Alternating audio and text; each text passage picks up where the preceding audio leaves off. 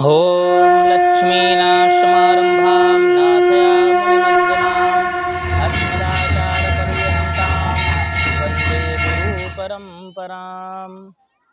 ध्यानमूलं गुरुमूर्तिपूजामूलं गुरुपदं मन्त्रमूलं गुरुवाक्यं मोक्षमूलं गुरुकृपा। गुरुर्ब्रह्मा गुरुर्विष्णु गुरुर्देवो महेश्वरा गुरु साक्षात् परब्रह्म तस्मै श्री गुरुवे नमः। तस्मै श्री गुरुवे नमः। आज हम लोग जो हैं ज्येष्ठ मास के शुक्ल पक्ष की एकादशी की कथा सुनेंगे, अर्थात निर्जला एकादशी व्रत की कथा का महात्म श्रवण करेंगे। आइए कथा जो है श्रवण करते हैं। कथा कुछ इस प्रकार से है कि युधिष्ठिर कहते हैं भगवान श्री कृष्ण से कि हे मधुसूदन, अब आप ज्येष्ठ के शुक्ल पक्ष में जो एकादशी होती है उसका वर्णन विस्तार से कीजिए। भगवान श्री कृष्ण कहते हैं कि हे राजन, इसका वर्णन परम धर्मात्मा सत्यवती नंदन व्यास जी करेंगे, क्योंकि ये संपूर्ण शास्त्रों के तत्वज्ञ और वेद वेदांगों के पारंगत विद्वान हैं। तब वेद व्यास जी कहने लगे कि दोनों ही पक्षों की एकादशियों को भोजन नहीं करना चाहिए। द्वादशी को स्नान आदि से पवित्र होकर फूलों से भगवान केशव के पूजा अर्चन करना चाहिए। नित्य कर्म समाप्त होने के पश्चात पहले ब्राह्मणों को भोजन देकर अंत में स्वयं भोजन करें। राजन, जनाना शौच और मरना शौच में भी एकादशी को भोजन नहीं करना चाहिए। यानी किसी के यहाँ सूतक हुआ हो, किसी के यहाँ सोबर हुआ हो, अगर हमारे यहाँ एकादशी है तो भी हम व्रत रखते हैं तो हमें कहीं भी भोजन नहीं करना चाहिए। परम बुद्धिमान पितामह, मेरी उत्तम बात सुनिए। राजा युधिष्ठिर, माता कुंती, द्रौपदी, अर्जुन, नकुल और सहदेव ये एकादशी को कभी भोजन नहीं करते थे। मुझसे भी हमेशा यही कहते थे कि भीमसेन, तुम भी एकादशी को ना खाया करो, किंतु मैं इन लोगों से यही कह दिया करता था कि भूख मुझसे सही नहीं जाएगी। भीमसेन की बात सुनकर व्यास जी ने कहा, यदि तुम्हें स्वर्ग लोक की प्राप्ति अभीष्ट है और नरक को दूषित समझते हो तो दोनों पक्षों की एकादशी को भोजन नहीं करना चाहिए। क्योंकि तो सभी लोग व्रत रह लेते थे, लेकिन भीष्म जो थे वो व्रत नहीं रह पाते थे, वो भोजन अधिक करते थे। भीमसेन कहते हैं कि हे महाबुद्धिमान पितामह, मैं आपके सामने सच्ची बात कहता हूँ, एक बार भोजन करके भी मुझसे व्रत नहीं किया जा सकता। मतलब अगर हम एक बार भी भोजन कर लें एकादशी के दिन और फिर सोचे कि शाम को नहीं करेंगे तो भी मैं नहीं रह सकता। फिर उपवास करके तो मैं रह ही कैसे सकता हूँ।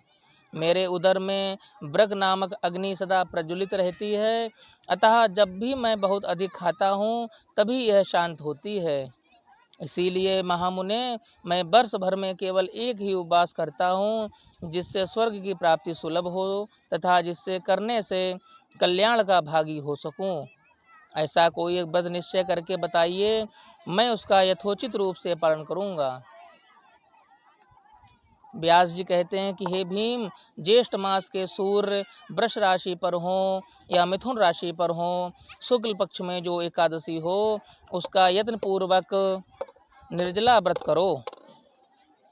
निर्जला व्रत करो मतलब केवल कुल्ला या आचमन करने के लिए ही मुख में जल डालें,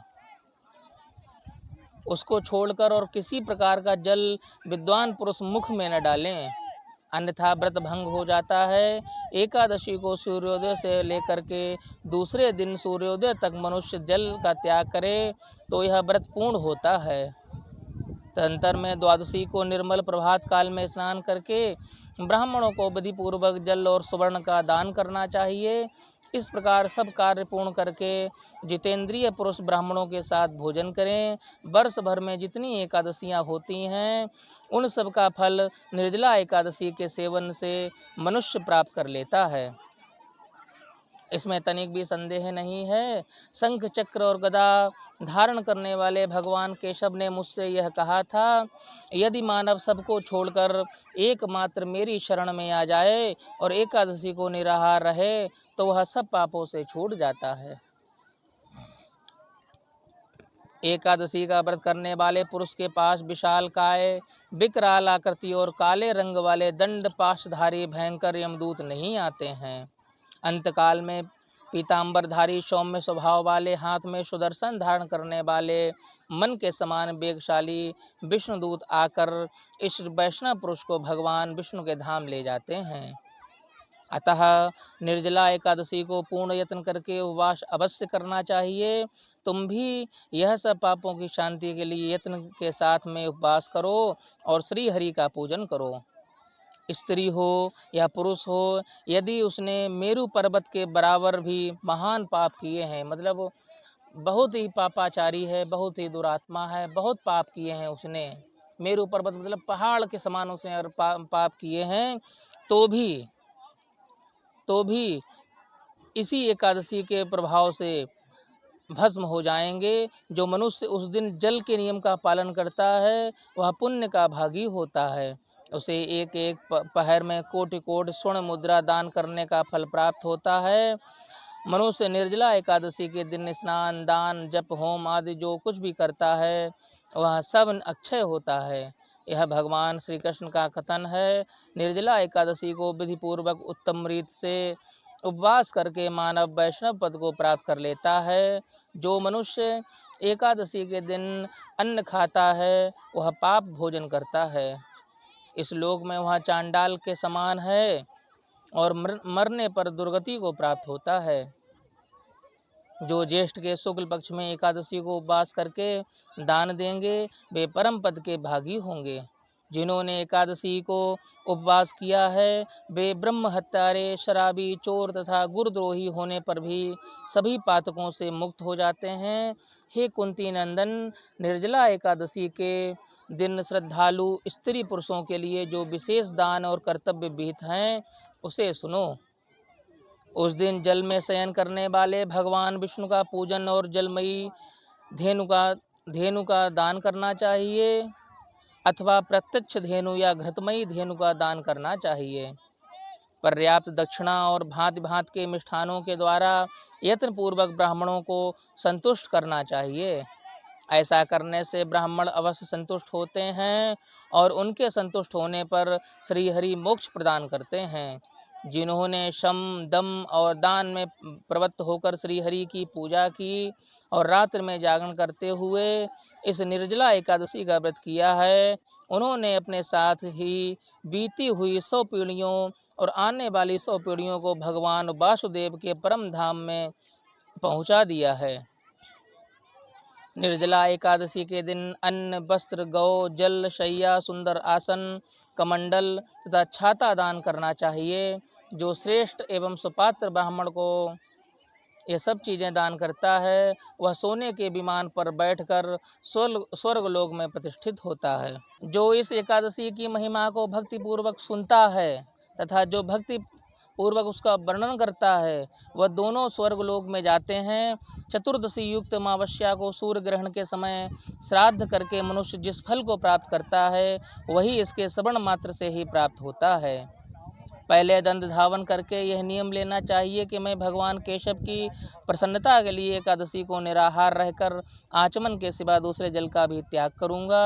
द्वादशी को देव देवेश्वर भगवान विष्णु का पूजन करना चाहिए। गंध, धूप, दीप,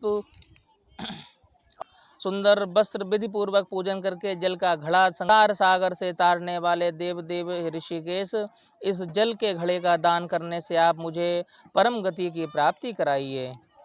भीमसेन, ज्येष्ठ मास में शुक्ल पक्ष की जो शुभ एकादशी होती है उसका निर्जल व्रत करना चाहिए तथा उस दिन श्रेष्ठ ब्राह्मणों को शक्कर के साथ में जल के घड़े का दान करना चाहिए।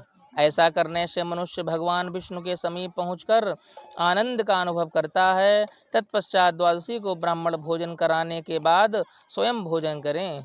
जो इस प्रकार पूर्ण रूप से पापनाशनी एकादशी का व्रत करता है वह सब पापों से मुक्त होकर अनामय पद की प्राप्ति कर लेता है, जिसको पाना दुर्लभ ही है। यह सुनकर भीमसेन ने भी इस शुभ एकादशी का व्रत आरंभ कर दिया। तभी तभी से यह इस लोक में पांडव द्वादशी के नाम से या भीमसेनी एकादशी के नाम से विख्यात हुई।